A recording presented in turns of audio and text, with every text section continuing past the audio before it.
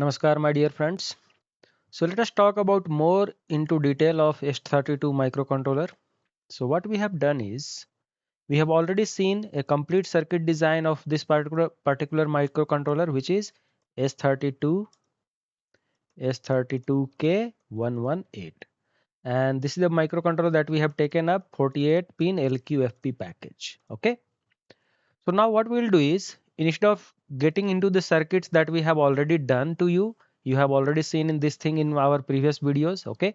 So what we will do now is we'll get into more details about this particular microcontroller so that you can have an understanding or you can have an idea of what are the features and what are the things that is available and how to design circuit quickly with this particular microcontroller for different applications. Okay. So as we can see, this is a device that is there 48 pin package, and we have, it is ARM Cortex M0 Plus with 48 megahertz, 256 kilobits of flash is there, CAN FD is there. We have flex IO which can be used for giving you different functionality. Like let us say you don't have a UART pin available because that UART pin is used in some other purpose. So that flex IO can be making you unable to use UART functionality or CAN functionality and all. Okay. So when you open the product page of this particular microcontroller series, you have S32K1 series, which is going to be an automotive as well as general purpose applications. And this is the page that you will see in your website. Okay. Now, there are features that is there. We have already explained you. Now we will just move it quickly. So we have number of cores as 1 in this particular microcontroller. Then this is a core type of M0 plus. We have operating frequency as 48 megahertz.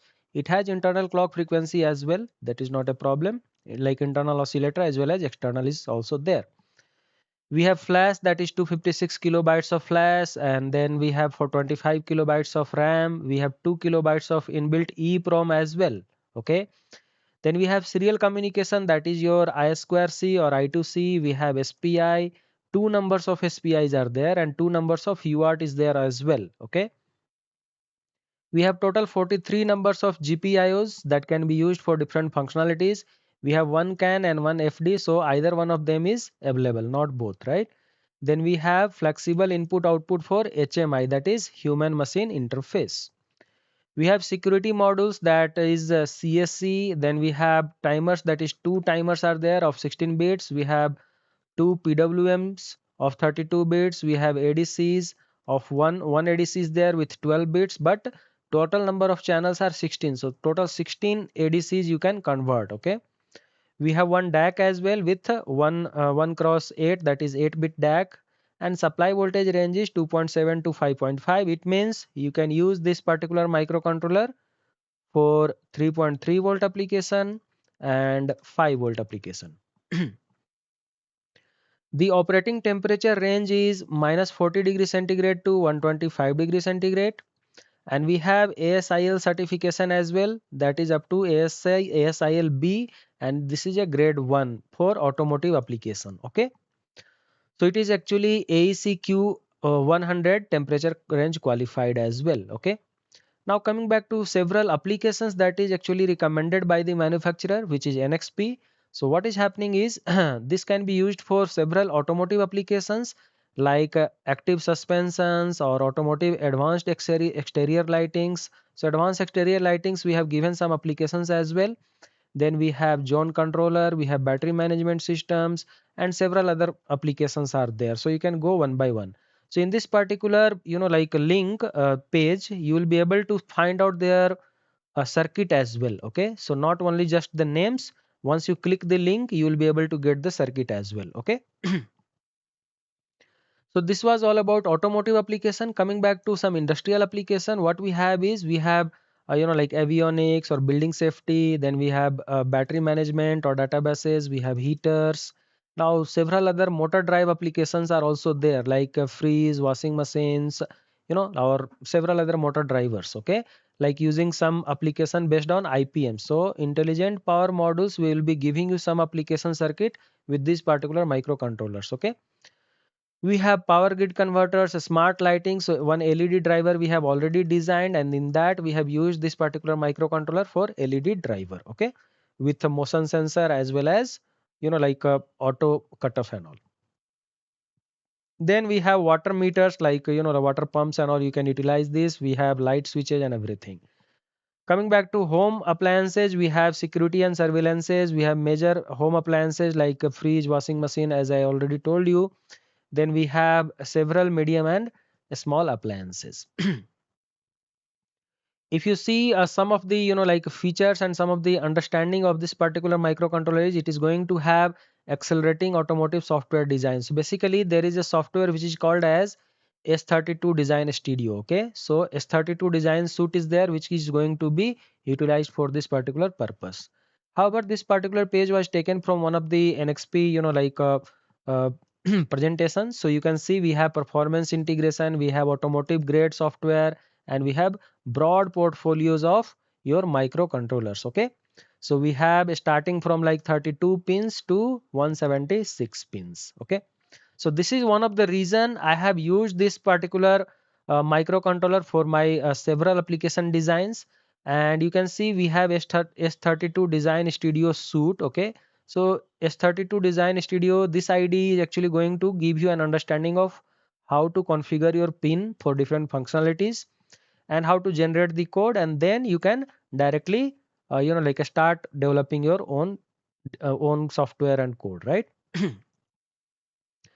It is also having like CSE hardware security as well as ISO 26262. So this is automotive like a standard that is there from ISO. Okay, let's get into the block diagram of this particular microcontroller. So once you see the block diagram, this is having almost everything. So we have like peripheral bus controller.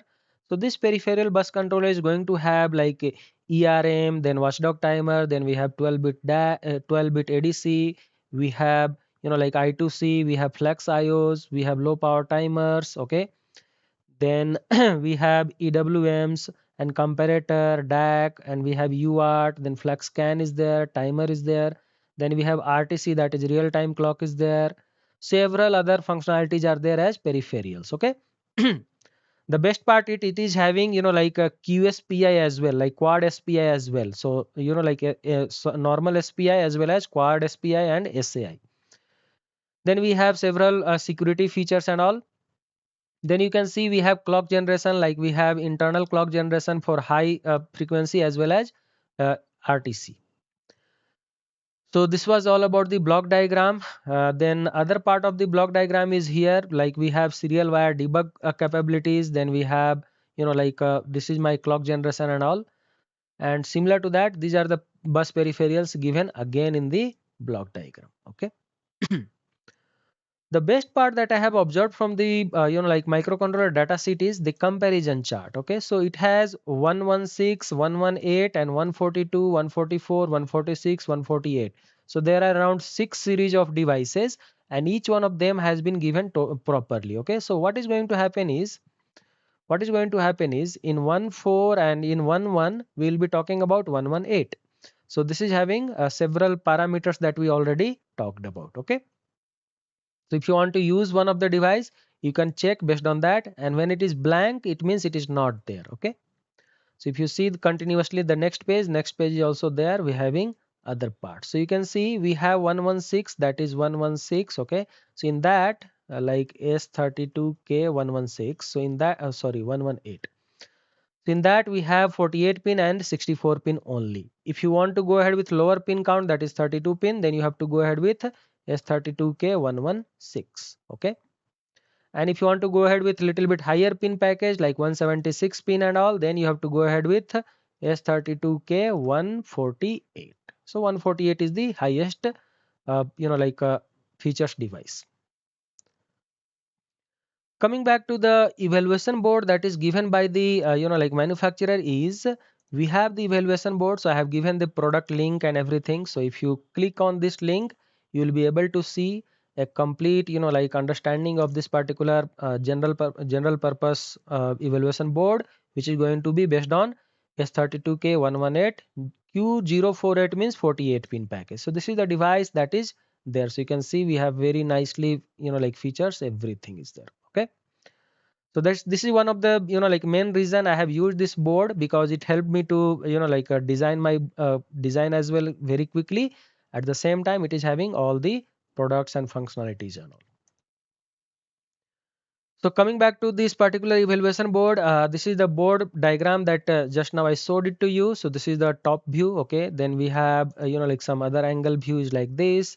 We have some other angle view like this. Okay. Let us try to understand what is available in the evaluation board. So in the evaluation board, if you see, we have the, like microcontroller, which is S32K 118. Then we have, like system basic chips. Okay. Like CAN transceiver and LIN transceiver and all. So we have, see, this is the LIN transceiver and CAN transceiver is available. Then we have, like OpenSDA. Basically, you don't need a separate debugger or programmer for that. Programmer is actually attached to the board. Okay. We have size and price, very small form factor and low cost. We have Arduino compatibility also. Then a lot of interfaces is there, like CAN, LIN, UART, SCI, SPI, everything is there. We have external 12-volt supply capability as well as micro USB connector is there. The other components are like, we have two touchpad, we have potentiometer, we have one RGB LED, that is 3 color LEDs there, and two push buttons are there. However, whatever we explained you in our last session, that was like a complete design, which will be having more features and more functionalities. Okay. So this is the user guide link that is there for this particular, like evaluation board that we just now explained you. So we will be giving you these links in our description as well. Moving to the next part, what we are going to have is, since we are talking about S32K series, so we need to understand how we can put our ordering information or the part number. Okay. So you can see we have product status, like P is actually not, like released, and F is released. So we'll be putting F. So F S32K. Then this is the, like a core or something like that. So like 118 or 100 and all these things are there. Then we have XY, that is nothing but your LA, LH, all these things are there. Okay.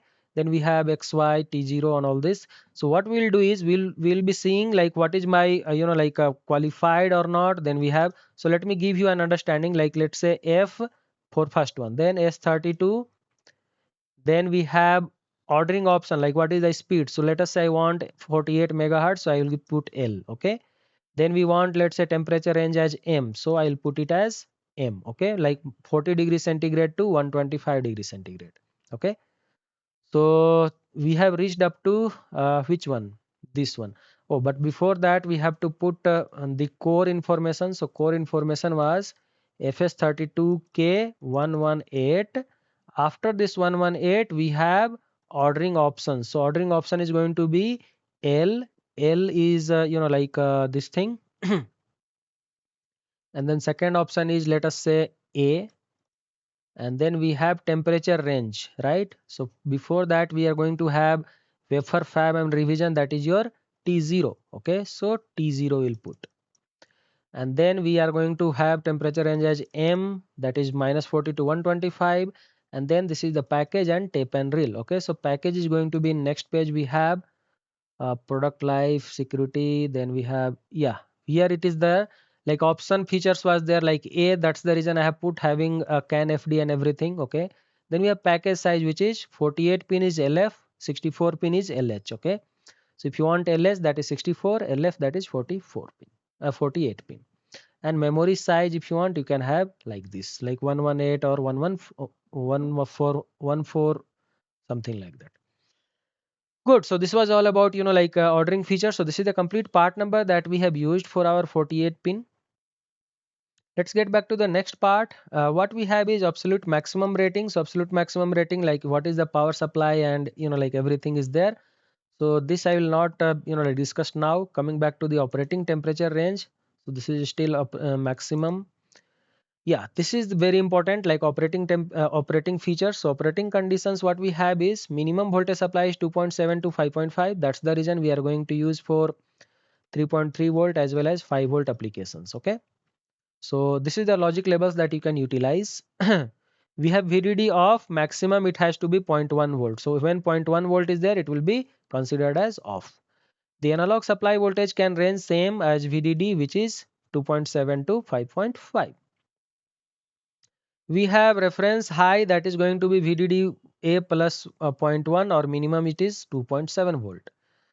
So this is what, so we will be using internal 3.3 volt range only, not a problem. Coming back to the next part, we have open drain pull up voltage labels, which is going to be equal to VDD, and then all these other parts are there.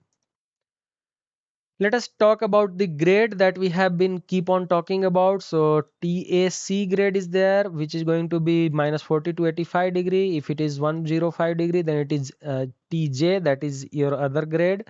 Then we have, basically it is ambient temperature range and junction temperature range. So there are different temperature ranges. Okay, so ambient is 85 and junction is 105. If ambient is 105, then junction will be 125. So basically there are three temperature ranges. One is C type, one is V type, one is M type. Okay, so V type will be C type will be 105 degree, this will be 125 degree, and this will be 135 degree. Okay, so this is how it is going to tell you 105, 125 and 135. Let us come back to the power and pin grounding. So whenever you see a VDD, you have to have a decoupling capacitor, and whenever you see the VDDA, you have to have one reference capacitor. Okay, so this is how we are going to put. So there are two VDD, one is here, one is here. So we have put two decoupling capacitor plus extra one capacitor I have put as a bulk capacitor, which is 10 microfarad. So 10 microfarad I can put at both places. Okay, however, if you have several, then only one is enough. However, in this particular session we had put two. That was all. So you can see we have supply decoupling capacitor. They have told you, like, typically it is 0.1 microfarad, that is 100 nanofarad recommended. Okay. Let's go to the power diagram. So power diagram, you can see we have GPIOs, we have power management, like a cycle here. So power management is there. We have VDDA and VSSA as well as VDD. And internally it has 1.2 volt core voltage levels. Okay. And then we have flash level voltage also there. Flash is there, which is there 3.3 volt. Good. So this was all about power diagram. So good. Hope you have a good understanding of this. Coming back to the oscillators. Oscillator, if you want to connect an external oscillator, you can use like a oscillator or a crystal oscillator or resonators with two capacitors separately. Then put a termination like limiter resistor. This will be used for current limitation, and this is a feedback resistor like around 1 mega ohm or 1.2 mega ohm, something like that you can put. Then we can connect it to XTL and EXTL pin of our microcontroller. Okay. So this was all about like oscillator, where it is connected, how it is connected. So you can see we have 48 megahertz oscillation. Okay. If you go to other series, we have 50 megahertz, and then we have 52 megahertz. So this is how it is telling you. So good. So this was all about the complete understanding of this particular microcontroller. Now we have already seen, this is the block diagram that we have developed for our schematic design. So hope you have an understanding of in the previous session, like how we had the power supply connector and different options. Then we have power management, and this is the microcontroller that we have used as S32K 118. Okay. So this S32K 118 is being used for different functionality like ambient sensor, temperature sensor, humidity sensor, CAN transceiver, lin transceiver. Okay. And several other parts of like different functionalities has been used. So good, this was all about this particular microcontroller, which we have discussed as S32K series. And S32K series, according to me, is going to be like one of the best series that we have observed till now, and you can utilize it for several like different applications. And in the same sessions we will try to give you different applications using 64 pin as well. Okay, so 64 pin, and at the same time little bit higher series, that is S32K 144 series also will give you, and S32K 148 series also will give you with little bit higher pin package, that is 144 pin package. Okay. So this is a projection that is there in future, like a 64 pin as well as like 144 pin package as well. Okay. Thank you guys.